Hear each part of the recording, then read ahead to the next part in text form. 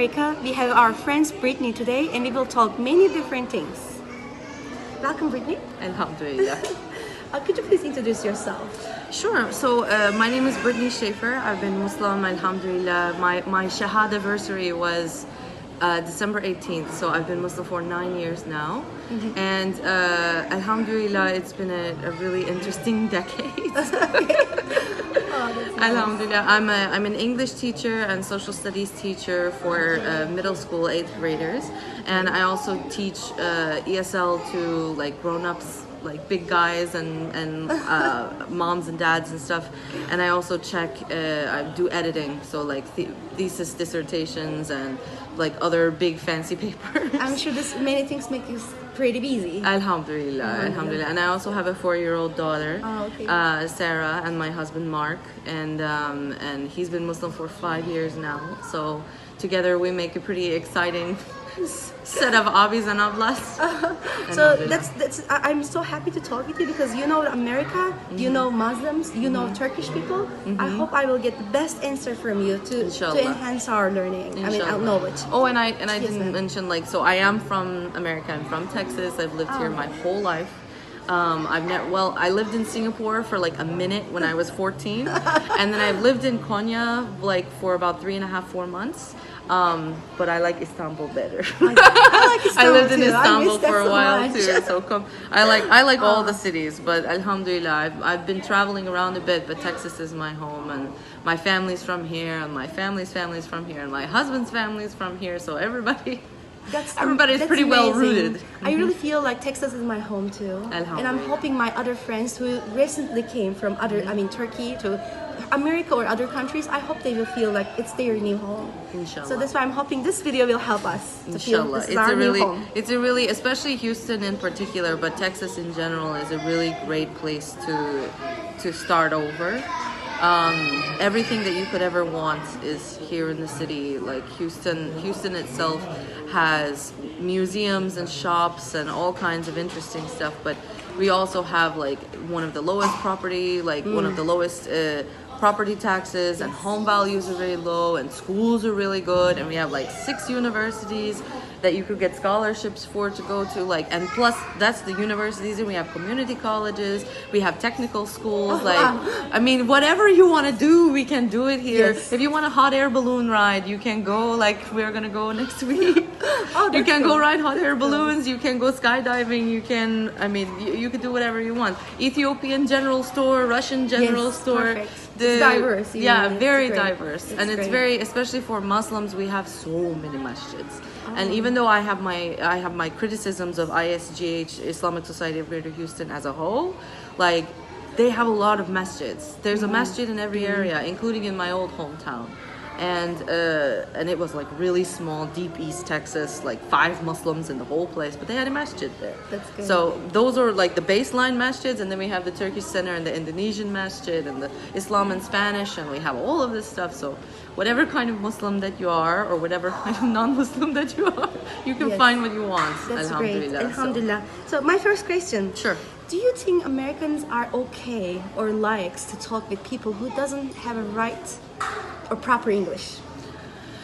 The short answer is yes, absolutely.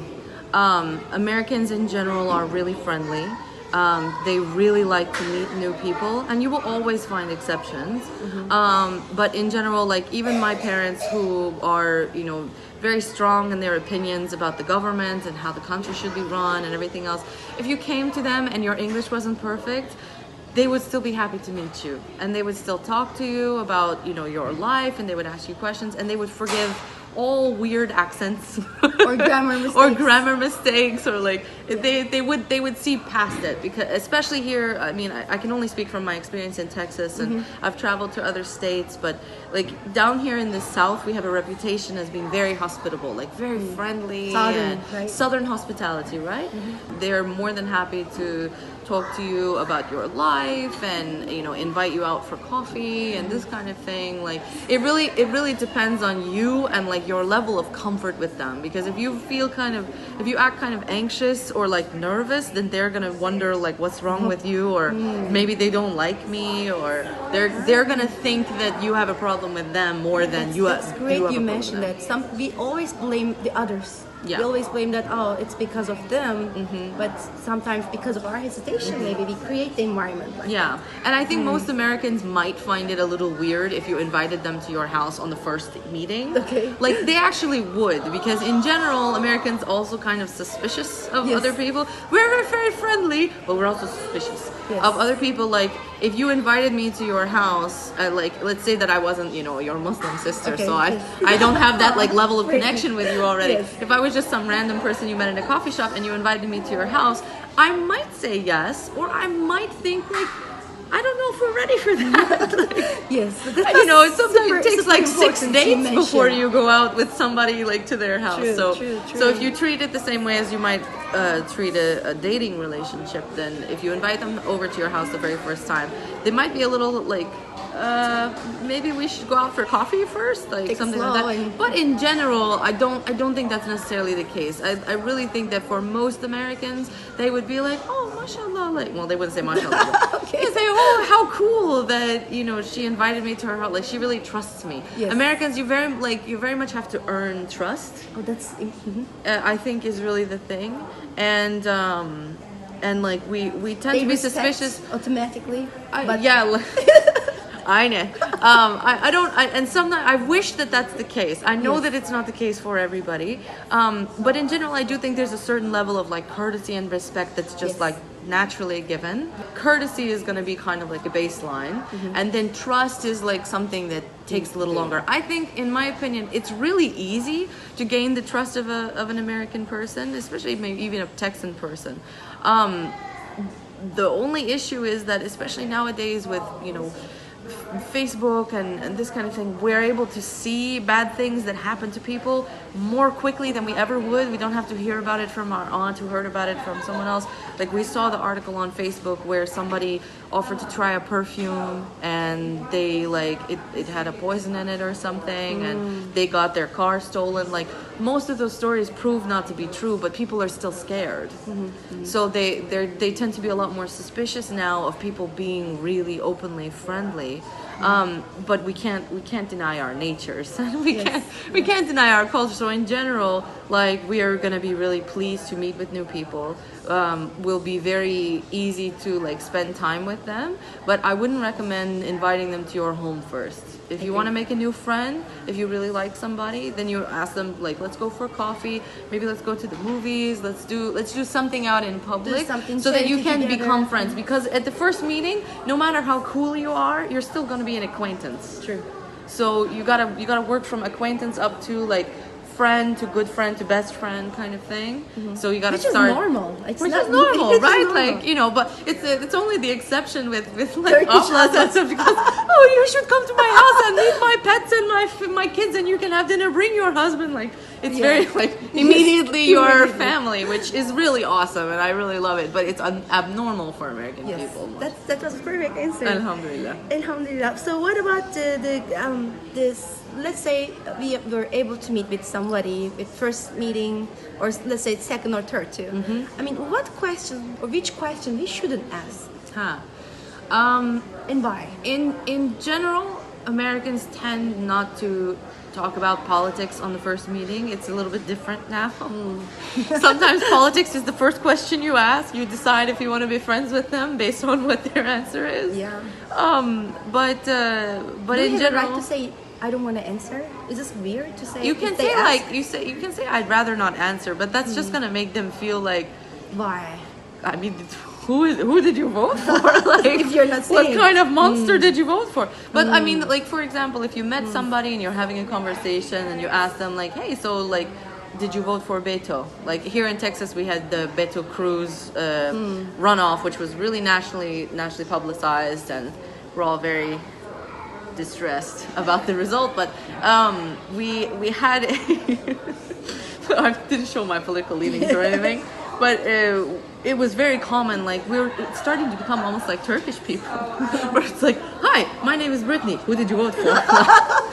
Like when I was in Konya, when I was in Turkey, a bunch of times, like people would talk to me as an American, and at the time Obama was president, and they would say, "Hi, where are you from?" And I would say Texas, and they would say, "Did you vote for Obama?" Like it was like Yes. that kind of. Yes. It was no ask. introduction to it, right? And because it's not very normal in Turkish culture to talk about politics, which has its mashallah moments and it's not so much mashallah moments. But you know, for Americans, like you kind of gotten to the point where if you ask them about their politics, like politics in America has become so like polarized. That's the word I was looking. Polarized.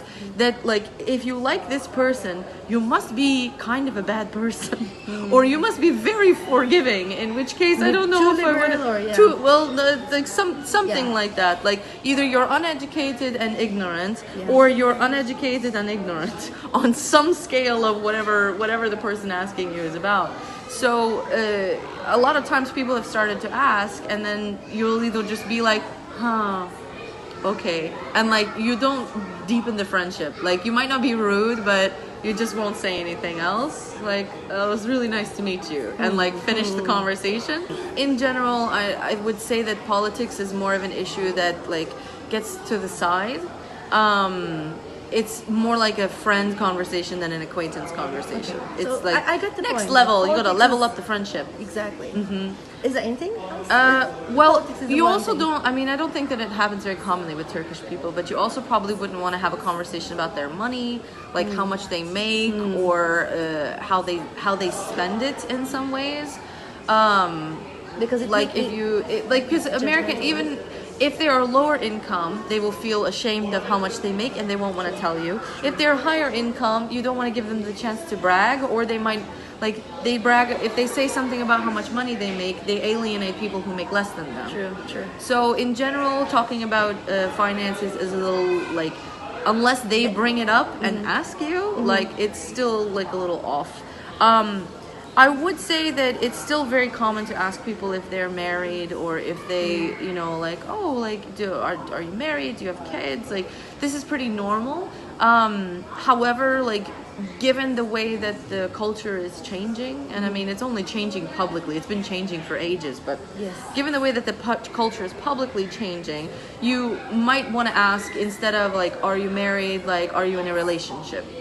Like, and if it's two women, that's probably fine. If it's a man and a woman, you like, depending on who's asking, like it can be taken the wrong way. Yes. Like I know you're trying to be friendly and everything, but a guy asking a woman like, yeah, so are you in a relationship, is gonna come off a little weird. And a woman asking the same thing might still be weird. So same sex thing, like, hey, so like, are you in a relationship? Do you have any kids? It's actually, in my personal sneaky opinion, it's actually better to say like, hey, so do you have any kids? Like before you ever ask if they have a relationship, because a lot of times they'll have kids and they won't be in relationships.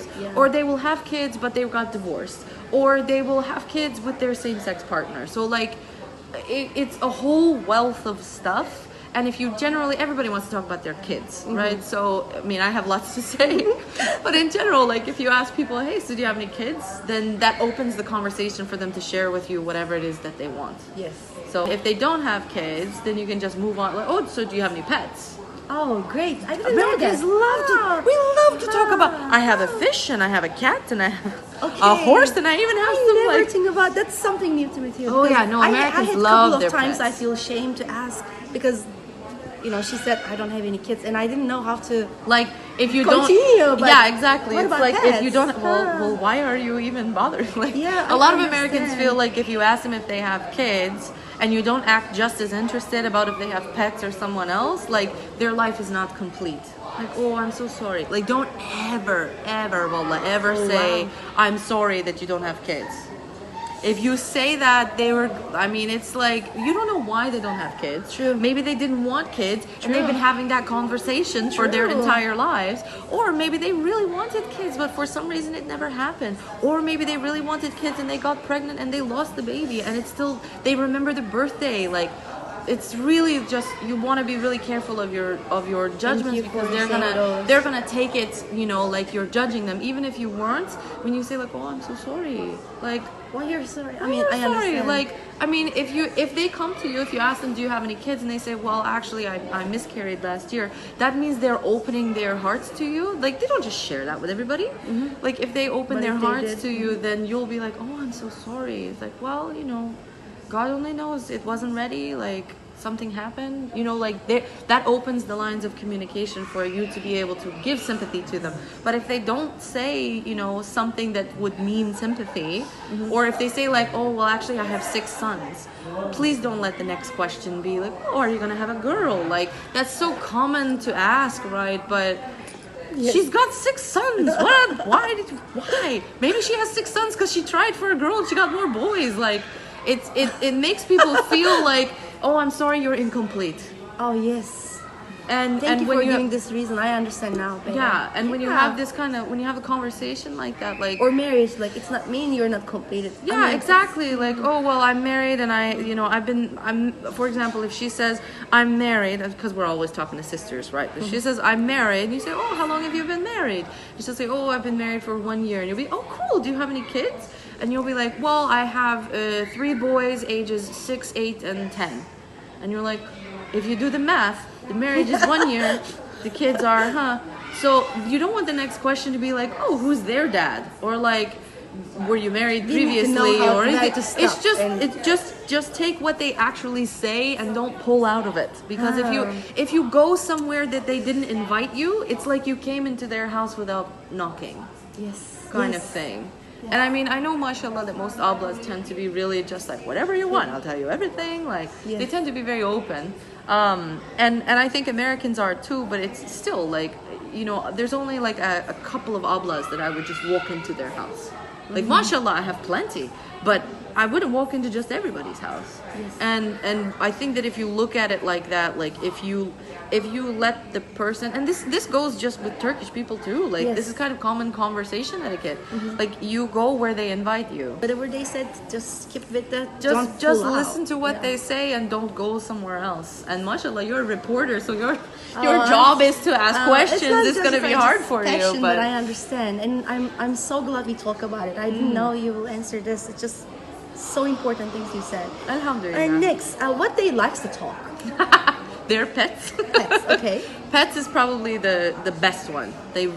Americans really love to talk about their animals. Like, if I take my mom anywhere, they're gonna end up pulling out their pictures of their dogs on their phone. They have 2 little wiener dogs, and they will tell you like all about their personalities. And this one likes balls, but this one likes the little bones, and like just forever they could talk about their dogs. And I mean, I'm same the way with my cats. It's true. I could talk about my cats all day. It's. I have been in the US like 12 years, but I never tried to read about pets. I don't know many things. Yeah, so I mean, it means I should learn some point to be because able they to all have their own dialogue with personality. It's people. like having a kid or having a good Yes. friend. Like, you share about someone that you really love, that you spend a lot of time with, and you know, who you know really loves you, or you hope really loves you. Yeah. But yeah, like, I mean, people love to talk about their pets, and it's a very safe topic in general. Like, even if somebody's fish died, and you say like, do you have any pets? And then, well, actually my fish died yesterday. And you'd be like, oh, I'm so sorry. What was his name? And like, you talk about it like a relative. Yes. But alhamdulillah, like, in general, pets are a really safe topic. Activities are also like, so what do you like to do when you're not working? Or reading, what, music, yeah, instrument. exactly. And you can kind of pull off of it from there, like, oh wow, well, I went to do something like that earlier. Like, if you talk about books, you can talk about like, oh, actually I went to a book signing the other day. It really opens the conversation. And then if you know anything about the author they're talking about, you can ask them like, okay, well, what do you think, you know, in English we say informs her writing, but like, why do you think she writes the way she does? Like, where do you think she gets her ideas? And like, you can have a conversation like that. If you don't know the author they're talking about, then you can say like, so tell me about her. Like, do you know much about her as an author, or can you tell me about like how she writes? Because I mean, I might be interested. I'm always looking for new books, because I mean, especially as an English teacher, I could go on I could go on forever about the authors that I like. But even if it's not that, you can talk about movies and their directors or the actors in them. You can talk about sports and their like people in them, like whatever you find a common ground. Like food channels. So food channels is a lot bigger now. But you can ask somebody like, hey, so Netflix or Hulu? Like, how do you feel about this one? Because everybody has a different opinion. And like, even for me, like I could probably talk, well, Hulu has more like television shows, but Netflix tends to have more movies, and like that could open up the whole conversation really, really like so wide. And in general, I think that's a really safe topic. Thank you. These are useful. My last question. Sure. I like to encourage my friends, my Turkish friends mostly, to talk or be able to dialogue with people with their family. Like not only ladies meet with the coffee shop or with our neighbors as a family. So we need to understand, is there anything we need to know about family structure about in America? Or what is the important things when we invite them to our home? I mean, what we should do, what we shouldn't. Okay. Well, family structure in America, I mean, across the world, right? But at least in far as like publicity wise, it's becoming more obvious, more in the public eye. Family structure in America has been changing for quite some time. So before, you used to have what they called like the nuclear family with dad, mom, and 2.5 kids, right?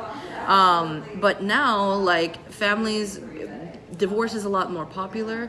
And it's not that it's more popular, it's just it's more common because it's more open. Like back in the 60s and 70s, you couldn't get a divorce unless your husband said so. It didn't matter that like you were being abused or you're having a terrible relationship or you just don't like each other. Even if the husband and the wife are both like, just we don't want to be married anymore, you still couldn't. You had to make up an excuse like to get divorced. Like, oh well, she hit me, I guess. And then you would go to the judge and he would say, well, if she hit you, and they would get like, even though it's not true, but like you had to have a real excuse because they wouldn't grant them otherwise. So it's not necessarily the divorces are more popular, they're just more common. And I think that especially with the divorce rate, multiple marriages, you've got people who are in same-sex unions, you've got people who, you know, have like all different kinds of family structures. You have people who are growing. More recently, I found out that there's a common thread of what's called polyamory, which is where a lot of times they don't get married, they just live together, but it's where like you might have two women living with one husband.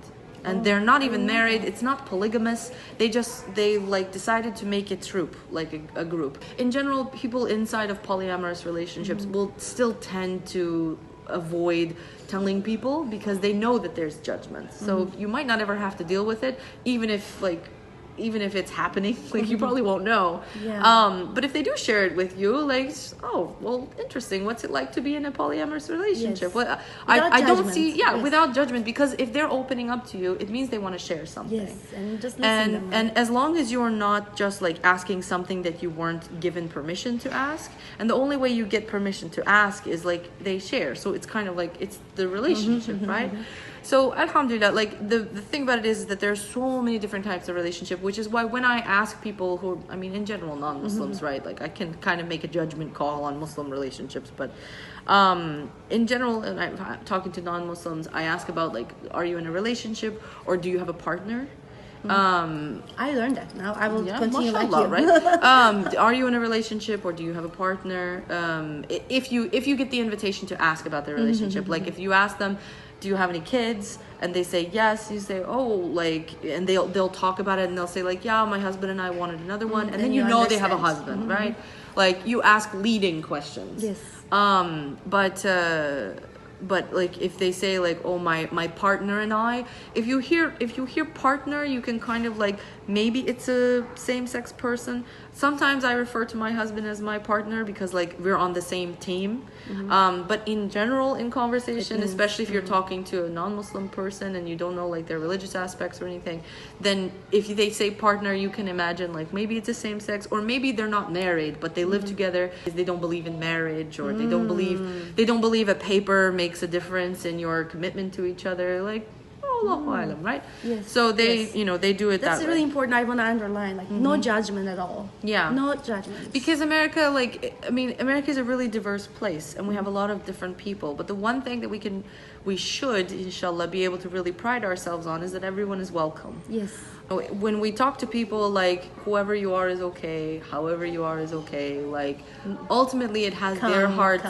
Come to me, like, I'm a safe place for you, like, you don't have to feel like you have to be a certain way with me. Like, I mean, that's how we would want our friends to be. True. But also, like, you know, we want to practice avoiding judgment in our own lives, and inshallah, like, we will be able to avoid judgment of our kids and judgment of our ablas and judgment. Like, if we practice it this way, then inshallah everything. Our kids will learn from us too. They will learn from us. Like, really, like, I mean, my Sarah is only 4 years old, mashallah. But already, like, she knows, like, there are some questions you don't ask, not because you can't, but just because you don't want to break anybody's heart about it. And, like, you know, we're slowly, she's 4, right? So we're slowly teaching her, you know, inshallah, how to have respectful conversations. But it's not about, like, withholding or, like, restricting, because I feel like a lot of people feel like if I don't ask what I want, or if I don't ask what's, like, on my heart to say, then they're, like, lying somehow. Like, I mean, it sounds really weird to you because, like, it's weird, but they feel like, well, I'm just bold. I just speak my mind. I just say whatever I want, you know, like, if they get offended, it's their responsibility. And I'm like, being offended is your responsibility. True. Like, I somebody totally says agree with something you. to me and I can choose to be offended or not, but that still doesn't, I mean, poking the bear doesn't make the problem go away. Like, it's still not nice to poke the bear, even if it's the bear's responsibility to not eat you.